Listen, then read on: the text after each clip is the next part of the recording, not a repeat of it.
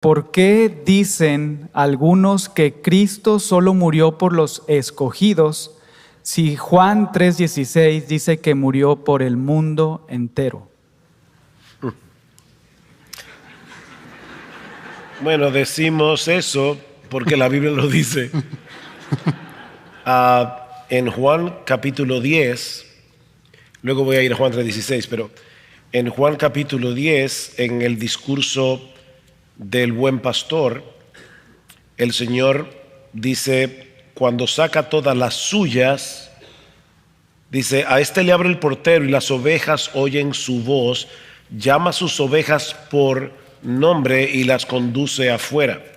Cuando saca todas las suyas, ya va delante de ellas y las ovejas lo siguen, las ovejas porque conocen su voz. O sea, las ovejas de Jesús conocen su voz. Más adelante sigue hablando el Señor y dice, yo soy el buen pastor da su vida por las ovejas. ¿Cuáles son las ovejas? Ya las describió, los que lo siguen a Él. Luego, más adelante, dice de nuevo, tengo otras ovejas que no son de este redil, a este también me es necesario traerlas y oirán mi voz, porque las ovejas de Jesús oyen su voz y serán un rebaño con un solo pastor. Por eso el Padre me ama, porque yo doy mi vida para tomarla de nuevo. Nadie me la quita, sino que yo la doy de mi propia voluntad. ¿Por quiénes? Bueno, seguimos leyendo. Estos judíos rebaten algo de Jesús y Él les dice en el versículo 25, os lo he dicho y no creéis. Y no creéis porque no sois de mis ovejas. Así que Cristo hace una distinción muy clara. Yo doy mi vida por las ovejas. ¿Y quiénes son las ovejas? Los que oyen mi voz. ¿Y ustedes por qué no creen? Porque ustedes no son de mis ovejas. Luego llegamos al capítulo 17 del Evangelio de Juan y el Señor dice claramente, Padre, yo ruego por ellos. ¿Por quiénes? Dice, por los que tú me diste. Yo no ruego por el mundo, dice Cristo, sino por los que me has dado, porque son tuyos. O sea, una vez más, Jesús dice, yo no ruego por el mundo. Yo no ruego por ellos, yo ruego por mis ovejas. Entonces Jesús dio su vida por sus ovejas. Efesios 5:25, maridos, amad a vuestras mujeres, así como Cristo amó a la iglesia y se entregó por ella, para santificarla. Cristo tiene una sola esposa y Él murió por ella. Ahora bien, Juan 3:16 habla de un amor de Cristo sin distinción, en el sentido de que Cristo no solo murió por los judíos, Cristo no murió, Él murió por el mundo. El tema ahí no es si Él murió por todos y cada uno de los habitantes del planeta Tierra y los que iban a habitar el planeta a través de todos los siglos. No es en ese sentido que Cristo está usando allí la palabra mundo. Cristo murió por el mundo porque Él no murió solo por los judíos, Él murió por un mundo de maldad, un sistema de maldad. O sea, el amor de Cristo es tan grande que Él murió por sus ovejas, Juan 10, pero esas ovejas pertenecían a un mundo de pecado, a un mundo de maldad. Y ahí es precisamente donde se ve el amor de Jesús. Entonces, es un amor que no distingue razas. Él murió por todos en ese sentido, por todos sin distinción de raza. Pero Cristo murió por sus elegidos. Porque si Cristo murió por todos y no todos van al cielo, entonces tenemos un problema.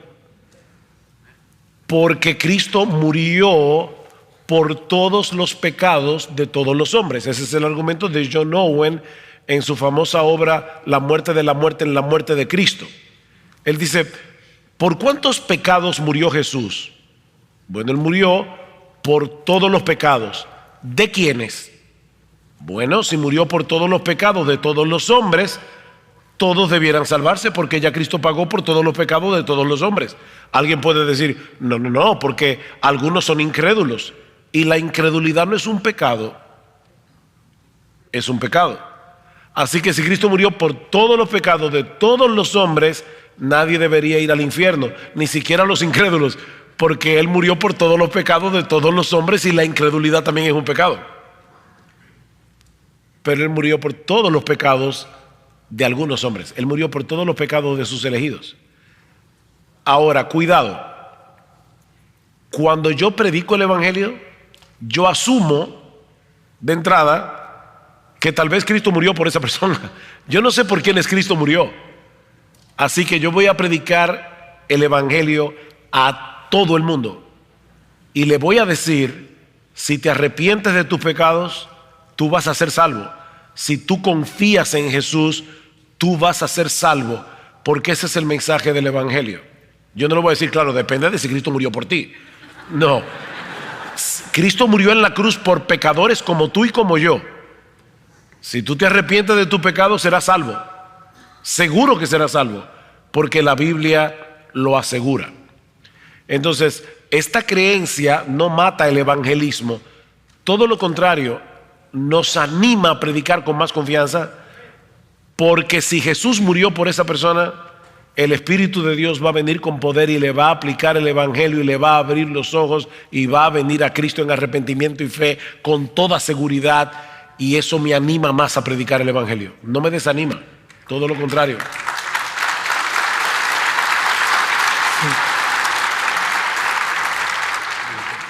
¿Qué podemos entender por la perseverancia de los santos? ¿Qué podemos entender?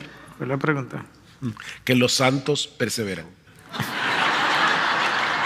No, es importante, porque yo creo que algunos creen en la perseverancia de los impíos. ¿En qué sentido? Dice, ustedes son los que creen salvo, siempre salvo.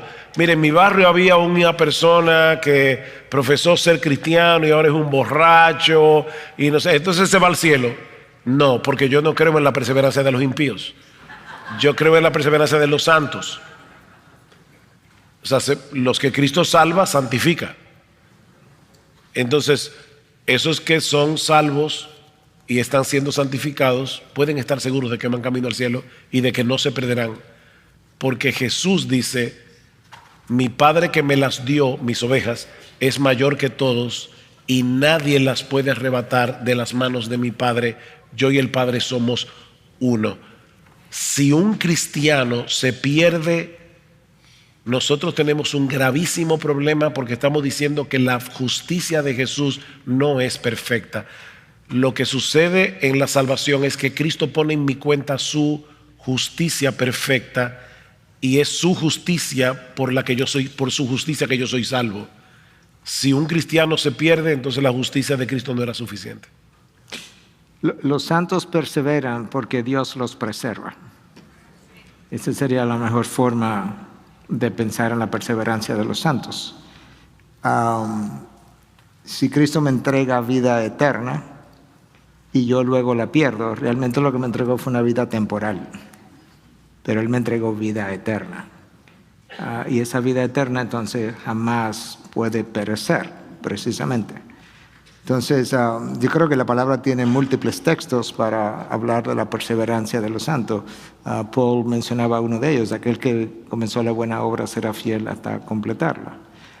Romanos 8, al final del capítulo: ¿quién nos separará del amor de Cristo? Ni la muerte, ni la vida, ni lo alto, ni lo bajo, ni ninguna otra cosa creada. ¿Eres tú una cosa creada? Oh, claro que soy una cosa creada. Ni ninguna otra cosa creada nos podrá separar del amor de Dios que es en Cristo Jesús. Mi Padre más grande que todos y nos tiene como en la palma de su mano, y nadie se la puede arrebatar. Entonces yo estoy seguro en la mano del Padre, de manera que tú tienes versículo tras versículo tras versículo que nos hablan acerca de la perseverancia de los santos. ¿No sería como muy esperanzador correr la vida cristiana con la posibilidad de que el último día yo me podría zafar de la mano de Dios? No creo que eso sería como esperanzador, en lo más mínimo. La única manera como la gente puede pensar en eso es cuando tú crees que tus obras contribuyen a tu salvación, y por tanto, quizá cuando me saquen cuenta, mis obras no me dieron. O sea, me quedé en rojo, la cuenta se me quedó en rojo y no dio para pagar. Y esa es la razón por la que la doctrina de la Iglesia de Roma, lamentablemente, Nadie tiene seguridad de su salvación, ni siquiera el Papa. El Papa le preguntaron, no este Papa, el Papa anterior, pero es lo mismo, le preguntaron que si él pensaba, Juan Pablo II, que si él pensaba ir al cielo, y él dice que él estaba confiado en que sí, porque habían tantos católicos orando por él, que por lo menos le garantizarían llegar al purgatorio. Eso no es muy esperanzador, honestamente. Esa no es la clase de esperanza que la palabra de Dios nos ofrece. Pero si me permite 30 segundos para referirme a la pregunta anterior. No creer, o sea, creer que Cristo murió por todo el mundo nos crea un problema más grande todavía, literalmente hablando. Porque, déjame leerte un solo versículo. Romanos 6:5 dice, porque si hemos sido unidos a Cristo en la semejanza de su muerte, ciertamente lo seremos también en la semejanza de su resurrección. De manera que todo el que se unió a Cristo en su muerte va a resucitar con Cristo. Si Cristo murió por todo, entonces todos estaremos yendo al cielo. Y eso es universalismo. Y no creemos en el universalismo. Todo el mundo va para el cielo. ¿Para qué vamos a llevar esta vida cristiana con todas sus limitaciones? Si al final Cristo murió por todos y Pablo dice, míralo ahí, que vamos a resucitar con él. Creamos un problema doctrinal mucho mayor creyendo que Cristo murió por todos, que si creemos que verdaderamente la muerte de Cristo fue limitada. La realidad es que es siempre limitada. O la limitas en el número de personas o la limitas en su eficacia. Porque si murió por todo, pero no todos entran, le pusiste un límite también, que sea la eficacia de la muerte. Y finalmente, Juan 3:16 no habla de por qué murió Cristo, que es uno de los problemas, que la gente vive sacando versículos para cuestionar una doctrina de la cual ese versículo no habla. Ese versículo no está hablando de por quiénes murió Cristo. Perdón por el echar por atrás.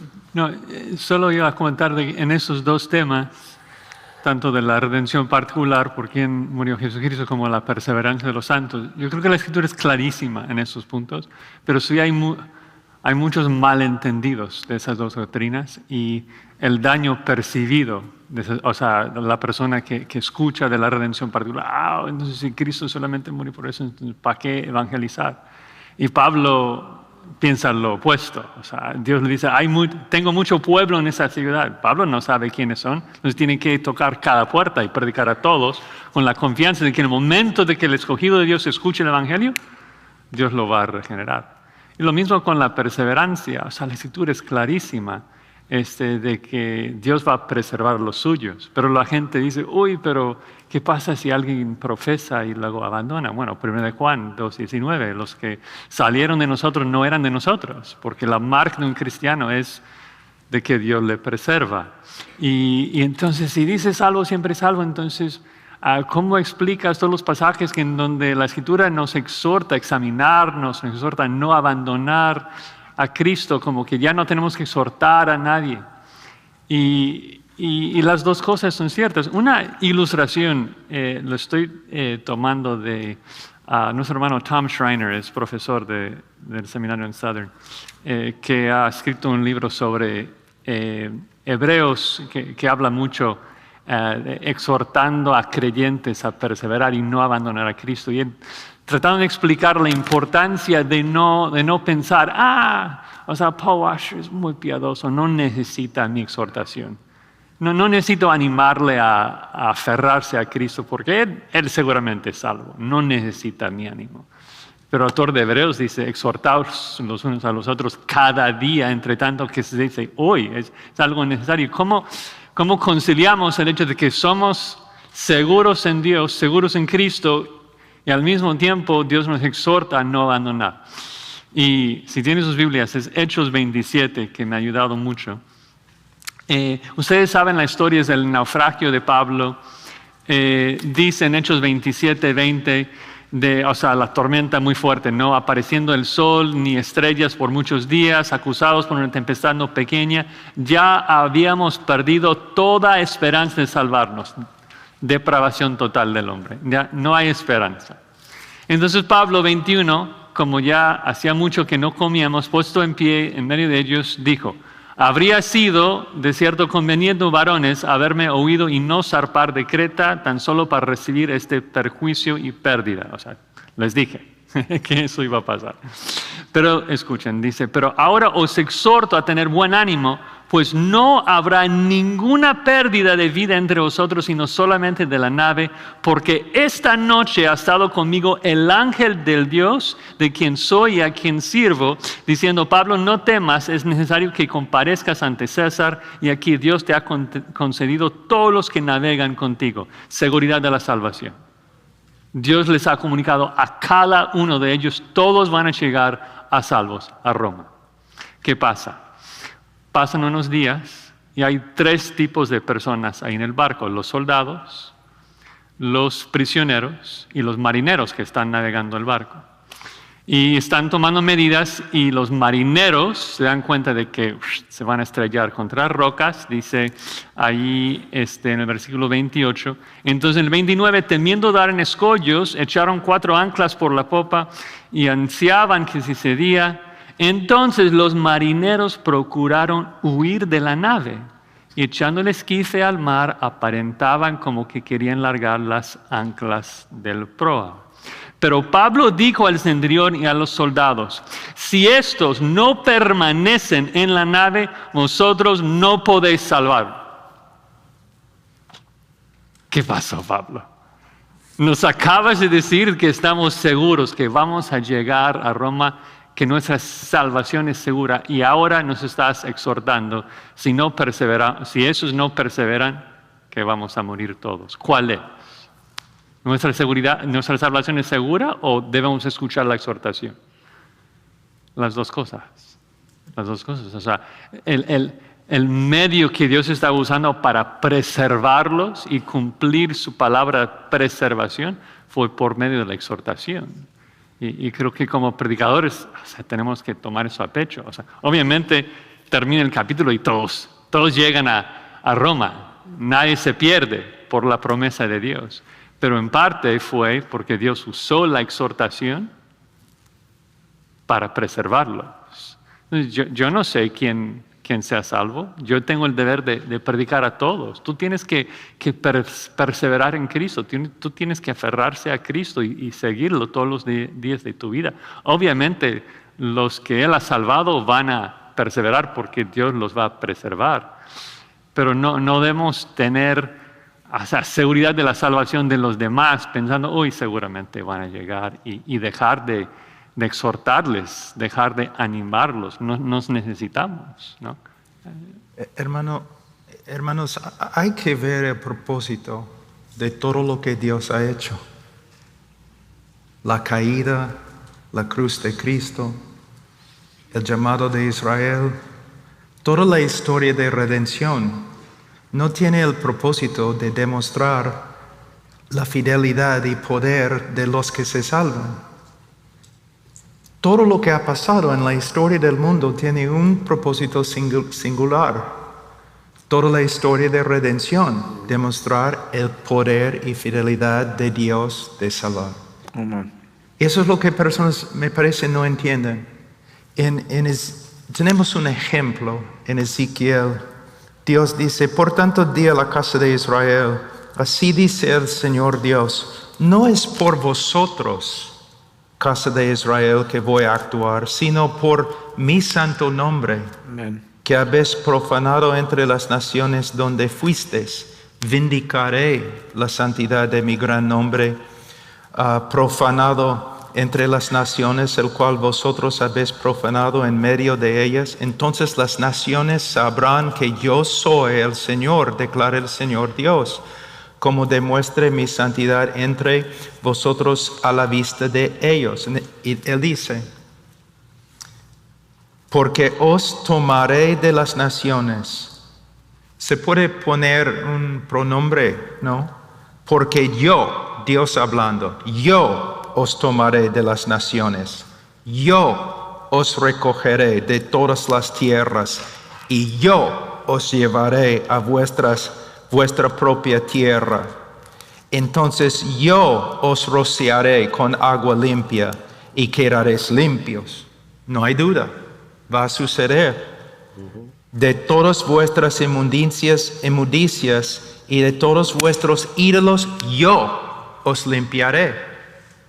Entonces, el Señor está mostrando no solamente el mundo, sino el cielo, los ángeles. Él está dándoles a todos una manifestación de su poder. Entonces, Él no va a fracasar, no va a fallar.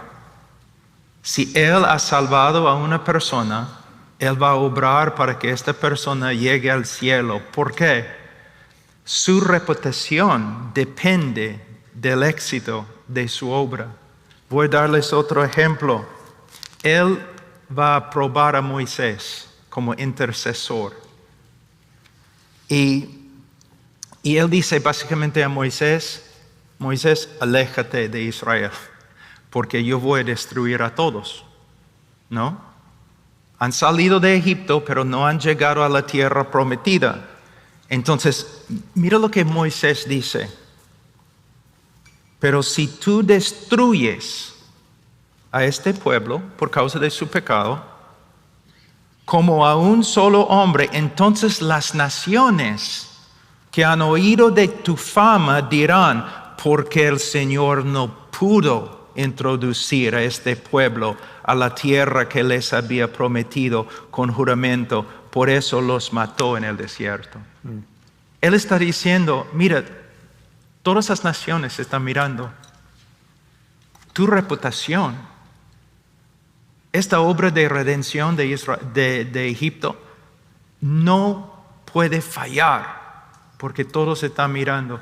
Tú has sacado a Israel de Egipto para la fama de tu nombre. La obra no puede fallar. Es lo mismo. Hasta la caída de Adán y Eva tiene un propósito. Amén. La gloria de Dios. Y Él está, por medio de su Hijo, Él está haciendo una obra de redención por la cual su gloria se va a manifestar como ninguna otra obra.